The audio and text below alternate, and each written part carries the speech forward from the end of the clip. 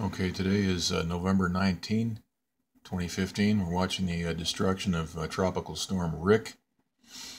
And we can see a real clean blast pattern right around the edge here. And we can see the core imploding, color change. And we can also see water vapor shooting out right here. Let's go take a look at this in the, this is the infrared loop.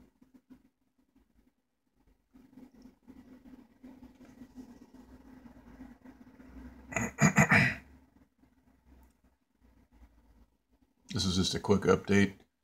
We'll do a full update later on.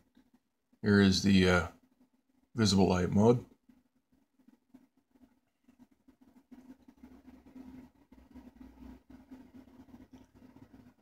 Okay, let's go back to the this water vapor loop. You can see quite a bit of water vapor shooting out.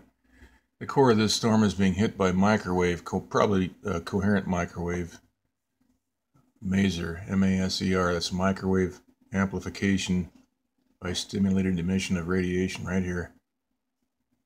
Okay, so we'll go ahead and do an update later on tonight.